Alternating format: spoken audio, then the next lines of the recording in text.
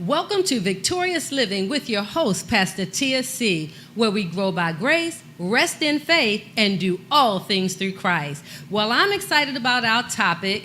I was just thinking about my family, right? And my household right now, it seems like we're a revolving door. One person travels and comes back, and then the next one goes. And so we're preparing our daughter now for a medical mission, and I'm packing stuff, and I'm getting this ready, and excitement is coming in the room, you know.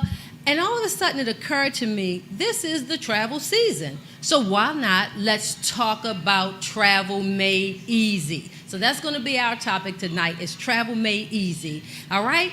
So thank you for tuning in. It's beautiful here in Baltimore. And I can hear that kind of coming back at me. What is that I'm hearing out there? Is that you? Is that you? Okay, whatever it is, cool. But look, so it's beautiful in Baltimore. It's actually hot. So if I start sweating, right, y'all just give me a little fan, right? Cool me on down. But we're going to talk tonight about that travel. Sometimes we travel to cool places. Sometimes we travel to hot places. But we want to talk about some things that makes travel easy. And I got to tell you, the first thing that makes travel easy is attitude. Attitude. Get the right attitude about travel. The first thing is, make up your mind, I'm going to be flexible. You have to be. Otherwise, your trip will be spoiled. I don't care if it's for business, if it's for pleasure, whatever it is. You want to be flexible in your attitude. Because sometimes the airline, sometimes they overbook, and we might want to get mad about it, but it's amazing how we're not mad when they overbook and come to you and say, hey, can you take the next flight and I'll give you 2 free tickets that you could use anytime within a year? We're not mad about that, are we? So sometimes, you know, they just know there's going to be an attrition of people who fall out. They have to be professional, they have to be considerate, and they're already prepared to subsidize people in some type of way if an inconvenience should occur. But have the attitude that these people are not out to sabotage or attack me, and if I'm not the person who can take the next flight, then my answer is no. Oh, well, I pass up the 2 tickets and I get on this flight and go where I need to go. Also know that you're not the only person with a mind to travel or some money to do it. So that means airports are going to be full. What are we freaking out about when we go to the lines and there's like a bazillion people in the line and they're saying, take off your socks, take off your jacket, take off your belt? You know this, right? Keep your attitude right. You already know what's going to happen. Chew some gum, read a book, put your earphones in, have your attitude right, because none of us want airplanes blowing up. None of us want these people whose minds are not right now coming into countries, coming onto planes, coming into airports with damaging, dangerous stuff. So they have to do their due diligence, right? So what are we all fussing about? What are we upset about? This is a part of the trip. Make it fun. Be prepared for it. Also, travel schedules. Your attitude has to be flexible, because even the best laid plan, whether you're the travel agent for yourself or whether you hired a travel agent, you're going to do what looks right on paper. You're going to plan things, but stuff happens, right? And that's not to give an excuse for shoddiness or people not doing their job, but when everybody has done everything they know to do, there's still that human element. There's that excitement of vacation time. There's that influx of people, right? And so, you know, just have a laid-back attitude about it, and definitely be flexible in your attitude toward the temperament of the culture. Every culture is not about rushing and running and impressing. You go to some places in the world because their whole mantra is relax, be happy. You know what I'm saying? So be flexible. Don't be all uptight. You don't travel to be uptight. You definitely don't vacation to be anal, as they used to say. You vacation to enjoy yourself, to have a wonderful experience, to create wonderful memories. So be flexible. Also, your attitude. Do not compare where you are going or where you are to home. If you want to be home, stay home. You get it? Or if you want to be close to home, travel on one of those Winnebagos and make the walls look like you at home and stuff. But when you step on the land of that country or that state or whatever it is, but especially countries, you're not at home. You're somewhere else. So have the attitude that I'm not home, I'm on vacation. If I want to be home, I would be home. If I wanted to do the same old, I would be home doing the same old. Point being, I'm traveling to do something different. Point being, I want somebody to cook for me so I don't have to cook. Point being, I'm going to get on some buses and some trains and some other stuff because I don't feel like driving. So treat it as such, okay? Don't compare it to home. And then we talked last week about cultural kindness. So when you're traveling, your attitude ought to be one of cultural kindness.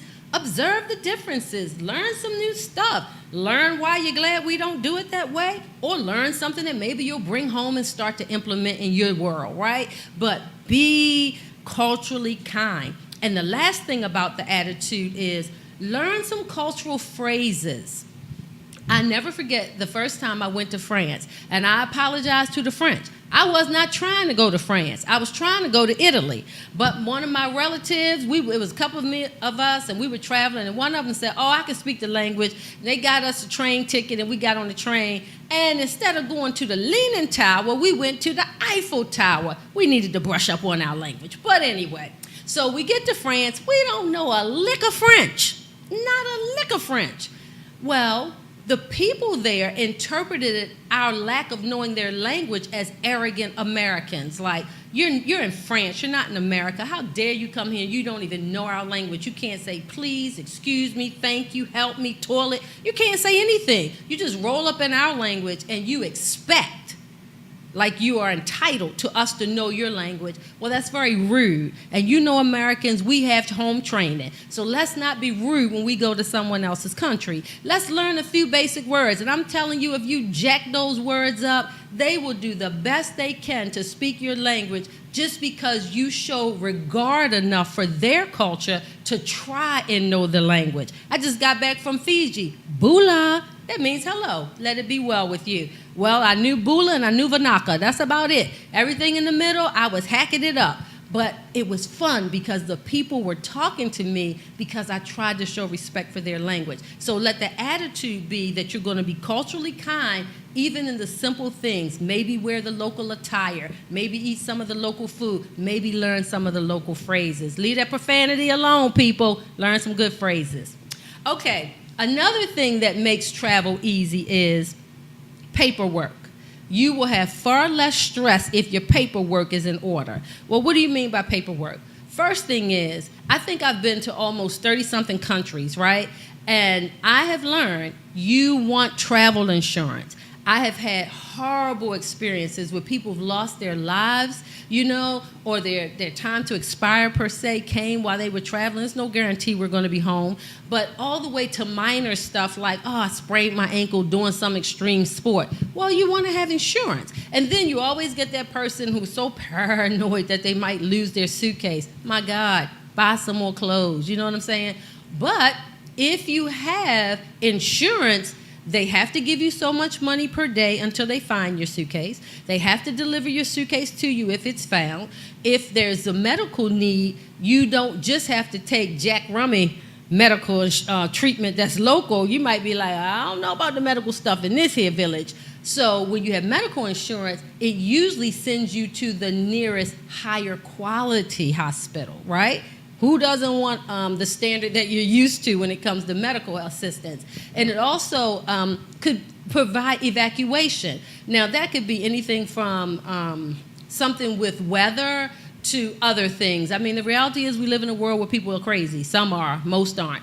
But that insurance puts your mind at ease. It puts that stuff in place, and it rarely costs more than like $150. You know, it can cost you as low as $50. Just depends on how long you're going, where you're going, and what you want in it. But get that paperwork. Get it in place. Get it off your mind. And then also, make copies of all your important documents. Don't go naively into some country just gallivanting with your passport. Then some slick pickpocketer comes along and take your passport, right? And then you're looking stupid talking about, I'm American. Hey, have a copy. Leave a copy in your suitcase or your safe, actually in your safe in your hotel room. You want a copy of your credit cards. You want a copy of your passport, a copy of your insurance card, and a copy of your airline ticket. Because if for any reason you lose it, we're human, some crubball takes it, they're wrong, you still have what you need. And you can take that copy and say, somebody stole it, but there's a copy of it. You'll be amazed at how easily people will work with you. They're used to international travelers. So have your paperwork in order, all right? And put your mind at ease. Now let me talk to you about your carry-on. That trip to Fiji blew my mind. I never had to go somewhere where you can only take 15 pounds on the airplane. You know we overpack, and then we say, stick it in the carry-on, right? As long as the suitcase can fit in the box, take it on. Well, for some reason, airlines are saying you can't check 50 pounds and then scrunch 100 pounds in your bag to carry on, right? They're getting a little bit aware of it. So when you think about your carry-on, take stuff that is valuable and you would not want to trust it to anyone else. That's number one. And then take a toothbrush and toothpaste. You never know. You might eat something, you might get delayed, but it's always good to freshen up just before. When that pilot comes on and say, we're landing, we're touching down in 45 minutes, get up, go brush your teeth, freshen yourself up, right? If it's international, they usually give you one anyway, but just in case they don't, you have your own. So stick a little mini one, little travel one in your carry-on. You also want to put, now listen to this, just a little one, don't do any big stuff, just a little spritz, fragrant spritz, and a little fragrant lotion. I declare to you, folk be stinky in the airport. And you do not want to arrive at your destination stinky. You don't want to sit on that airplane and you're like, woo. When I was going to one country, I will not say their name, it was so stinky I was down in my shirt like this. Well, if I had my spritz bottle, I would have did it like this, right? So now when I get next to Stinky Boo on the airplane, I just spritz my little area. So you want a little spritzer with you, and don't go spraying the people, just kind of spray your area. And you want your lotion because that freshens you up. If you get a little musky, you've been traveling several hours, you can freshen up. And then you always, always, always, without exception, male or female, child or who, take a pair of underwear. Always take a pair of underwear in your carry-on. So if your suitcase gets lost, if you get delayed, if blah, blah, blah, blah, blah, again, you can go in that bathroom and freshen up and take yourself. I know, I'm going to give a shout out to Walmart. They got a little thin pack of flushable wipes. They smell nice. It's a thin pack, so it's not this big whole pound in your bag. It's little, but you can wipe down in the airport, in the airplane bathroom, on the side, wherever. You can do that. And also that little travel thing I found when I was in China was awesome because a lot of countries don't have toilet tissue, people. Like the country don't even use it. The plumbing can't even handle it. So by having that little thing of flushable wipes, I can freshen up anywhere. You know, and women, we need some toilet tissue, so be prepared. All right, so that's your carry-on. Now, let's go to that big old suitcase. So for the big suitcase, most countries allow you 50. When you go to the Latin American countries, they allow you 70 and 80 and stuff like that. But most countries just allow you 50 flying out of America. Let me tell you a secret I've learned. Don't pack your suitcase to 50 pounds. It's inevitable. We get there and they say, sorry, ma'am, you're going to pay me $120 for this suitcase because you are 2 pounds over. No way, not going to do it. And then you don't want to be like me. I'm the type that opens my suitcase right there. I'm like, I don't need that shoe and I don't need that hat. You know what I mean? So just spare all that foolishness. If they say 50 pounds, shoot for 45. And if you land somewhere between 40 and 47, great. But you really don't want to be over 45. Prepare to leave yourself some space. And also, when you go, keep in mind, you're going to bring back gifts. And if you're packed to the max, where are you going to bring back your gifts? Because you're going to gain a little bit of weight when you get to the end of your trip. Or I should say you're going to gain a little bit of freedom in your poundage. When you get to the end of your trip, most of your toiletries are going to be gone. And even if they're not, you can discard them. You don't need that deodorant or that lotion. You got more at home. This is just your travel stuff. So that's going to gain you a few pounds. So if you left a few pounds, you're not going to pay $100 and something overage fee. You're going to leave space for gifts. And you know you're going to discard a few of those things. Like my daughter, where she's going, she's actually going to leave all of her clothing there to bless the people when she before she leaves, right? So you think about where you're going, what you're going for, but if for most of us, vacation, we're planning to come back with all our stuff, leave yourself that little bit of space for pounds. Now, make a list. I'm telling you, something as simple as I need drops for my contacts. I never forget, I was in Switzerland, and I did not bring a brush. Baby, this hair needs a brush. I was in a country that obviously they don't use the brushes we use. We were running all over the place trying to find me a brush. Y'all gonna laugh at this. Guess what I ended up using? A bath brush. It was the hardest brush I could find. And I said, I'm going to use it because this hair needs a brush, right? Not that little wig brush stuff. I need a brush, the latest in the ponytail. So, you want to make a list so you don't forget those things and either run around trying to find it, paying exponential prices for simple things that you could have got at a dollar store at home, or looking crazy because you can't lay your hair down with a brush. So here's my list. I hope you can see it. Mine actually, I put on here travel checklist, but mine actually says Tia's travel checklist. One section says self. Okay, it reminds me, get your shots, start your malaria pills if you're going to that place in the world, get that manicure, pedicure, and I often get a massage because I usually take flights that are like 5 to 12 hours. So I get my massage before I go, get those back muscles loose so I can take that flight with ease. But I put that because otherwise at the last minute I'm like, oh man, I forgot to do my nails. Oh man, I forgot to get my hair done. Right, so it's there. Family. That reminds me, let my husband and my parents get my itinerary. Let my church get my itinerary so they know where I am and what to expect. Also, for me, under family is tithe and offerings. It reminds me, get my envelopes ready in advance for all the Sundays I'm going to be missing so that I can still send my support into my local church, right? I would forget that stuff if it wasn't written down. Then I have a column that says, or a section that says verify. What am I verifying? My airline information. Did I check in? I am horrible at checking in on Southwest. One of the ministers at my church, he usually like, Pastor, I got you.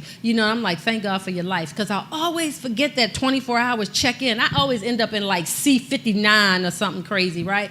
But it reminds me, verify. Verify my seating if it's one where seating is reserved. Verify my meals if you have food allergies or you're a vegetarian. Verify that I have my travel packet with me. If I'm going on a trip, if I have an itinerary, if a travel agent put together an agenda for me while I'm gone, do I have it with me or am I going to be, scrounging around? Do I have my travel insurance certificate? And guess what, you guys? I was in Indonesia, and I will never forget. I went down and I exchanged some money. The guy gave me a good exchange rate, okay? I went back later, next day, few days, whatever. I need some more money because there was some good shopping in Indonesia. And the man gave me less money. So I said, no, I know that the rate fluctuates from day to day, but I checked the rate, and it's still the same. And you know what I ended up finding out? The first day, I gave him a clean, large bill that had the big president's face. The next time, I gave him a wrinkled up bill. In other countries, dirty money, wrinkled money, or the little face presidents get a lower exchange rate. Can you believe that? So get your large, clean money from the bank, all right? You get a better exchange rate. And then it lets me say, do you have your passport, your visas, your money belt, your credit card? And no matter where you go in the world, you always want to take at least like 10 or 20 clean $1 bills, because you always got that street hustler who is glad to take an American dollar. And so you can get something like, no, I ain't got no money, there's a buck, and they'll take it. They'll sell you some cute little stuff for $1. So always take some $1 bills. All right. Now, packing. It took me a few years because I wanted to be a diva, right? I wanted to go for a different outfit for every day. I wanted the jewelry to match it. I wanted the sandals to match it, and if it was cold weather, I wanted a scarf for this and a jacket for that. I don't know what I was doing. But anyway, after a whole bunch of years, forget that foolishness. Let me tell you how to travel made easy. One bottom to 2 or 3 tops. It depends. If you go in the hot weather, no more than 2 tops. If you go in the cold weather, you can get 3 outfits out of one bottom. 1 skirt, 1 pair of jeans, 1 pair of leggings, whatever it is. But you definitely want a 1 to 2 or a 1 to 3 ratio. The other thing is You pick your color scheme. You do not have to have black, brown, and navy blue. You do not. Pick 2. And if you're real good, pick 1. Like if you really like black, let everything revolve around black. Guess what that means? I only need 1 to 2 pair of shoes. Instead of all these different color shoes and all this, stop that foolishness. If everything you have a speck of black in it somewhere, black shoes are being worn the whole time. Now, the reason why I may have a second pair is I got my comfy walkers that'll take me through my day and my events, but I want 1 pair dressy for church or dinner or whatever your type of vacation may be. So 1 dressy, 1 casual. Don't be bringing a whole bunch of colors. That's weight, baby. That's taking up your suitcase space. So you want a 1 to 2 or 1 to 3 ratio. You want to pick a color theme and stick with it. Now, for that airplane, put yourself some compression socks in that carry-on. I forgot to tell you that. Even if you don't have hypertension or anything like that, depending on your body, some people's body responds with blood clots. Some people's bodies respond with the swelling of the feet or the ankles. Other people, they just breeze through. But if you're drinking a lot of water and you put those compression socks on, you'll feel like you when you get off the plane, okay? So keep that in mind. You want to make sure that on your list, you list all the stuff you need. It'll be different for everybody, but for me, do I have my selfie stick? Do I have my swim shoes and my sarong to go around it? Do I have my sunglasses, my eyeglasses? Now me, I like my feet propped up. So I have found a travel pillow that I even put down for my feet. So that means if I'm not in business class or first class where I can lean back and put my feet up, I'm stuck in economy somewhere, baby, I blow that pillow up and put it on the floor and my feet up too. People be looking at me like, where she think she in business class? Yes, I am. So, whatever it is you need to be comfortable, don't worry about them people around you. Pack your bag to make you comfortable. And I need a bazillion tissues. I always tell the person that sits next to me, I'm not sick, it's sinuses. And I have my bazillion tissues, So you have your little checklist that tells you that. And then I distinguish mine from hot weather, cold weather. And what I do is I take those things, like for cold weather, fleece long johns. I know I am so warm, it traps your body heat. I can go through snow with fleece long johns. I'm not going to take 17 pairs of fleece long johns. I'm not going to do it. It's too much, it's too bulky. And even though it's not so heavy, it's too much. So I'll take a few pair of them. And this is what I do. I wear them. When I take my shower, my bath at night, I wash them out, hang them up, wear the next pair the next day. Wash them, hang them up, wear the next pair the next day. Then I cycle back around because that fleece dries like that. So instead of me saying, oh, how can I fit all this in my suitcase? I can't. Instead of me worrying about that, I just take me 3 pair and I cycle them around, cycle them around, cycle them around. Thank God for Grandma teaching me how to wash stuff in the tub. And then I have a section for medications. So, I don't have any real medical issues, but I want a sleep aid. Because sometimes, I was in one country, I was 17 hours ahead. My body didn't know where I was for a few days. I need to go to sleep because I got to get up the next day and I want to enjoy my vacation, right? So, take a sleep aid.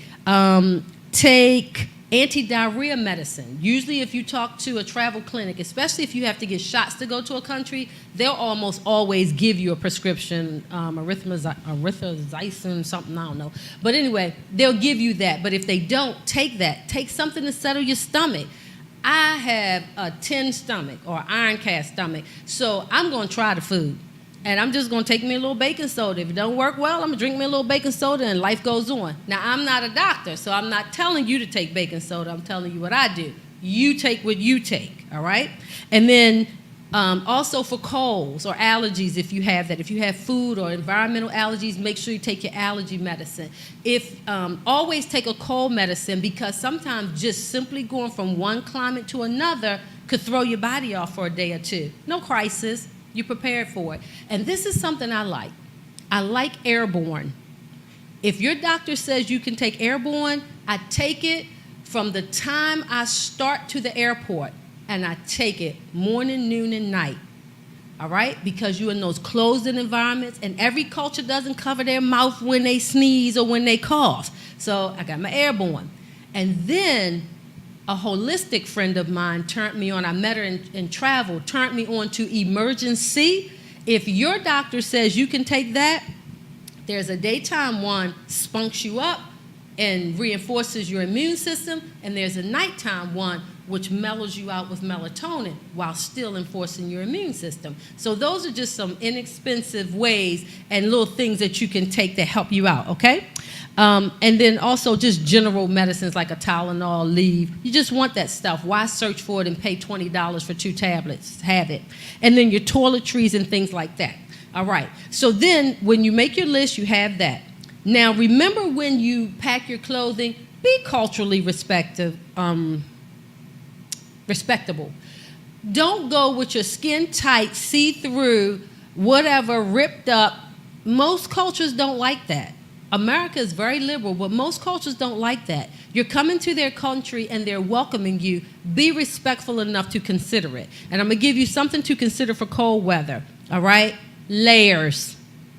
Think in terms of layers. Instead of a whole bunch of heavy clothes, like I said with those fleece things. So when I go, I put on my fleece long johns, I put on my long sleeve whatever. I like turtlenecks when I'm cold. So I put on a turtleneck, I put on that little, you know those Michael Kors and 32 and below jackets that roll down into the bags? I take a jacket, and then I take a quarter length with a hood. I layer them up. I probably feel like I have on less than 1 wool coat, but I'm layered up and I am warm. So for cold weather, think in terms of lightweight and layer. For hot weather, think in terms of coverage. A lot of people think, oh, I'm going to just be almost naked and I'll be cool. No, you won't. That sun be burning your butt up. Think in terms of sheer and coverage. So the prints distracted so they can't see through. The length, quarter length, long sleeve, whatever, covers you so the sun is not directly on you. But the whole time, because it's loosely fitting and it's sheer, the air is just blowing through, and baby, you feeling good. So you want to think in terms of that. And always protect your skin. Hot weather, sunscreen; cold weather, Vaseline. But protect your skin. And general things, think in terms of a money bag. You always want to have something that fits up against your skin under your clothing. That's where you put your money when you're out there, and that's where you put that passport when you have to carry it on you. Again, you have your safe, but if you have to carry it on you from one place to another, you need it on your body. You don't want to trust bags and locks and stuff, all right? And I think that that's enough for today. But you got it. Traveling can be made easy. Have fun. Get your attitude right. Get yourself a checklist and just go through. And whatever you learn on this trip, add it to your checklist when you come back for the next trip. So thank you for tuning in on today. And this week, I want you to create your own list. And I want you, hey, here's a biggie. Set a spending limit for your trip. Don't come back and have to deal with the debt. Don't do it. Whether you take cash and say when it's out, it's over, or whether you take a credit card and say, I'm going to keep a tally of it. Every time you come back to your hotel room in the evening, tally it up. And do not spend over what you set. That steals the joy from your vacation, all right? So set your limit. All right, so I'm ready to sign off, but I want to invite you to be my guest at one of our weekly services. Tonight at 8 o'clock, you can call into our Tuesday teleprayer.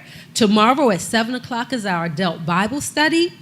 Friday at 7 o'clock, our young adults will have an outing.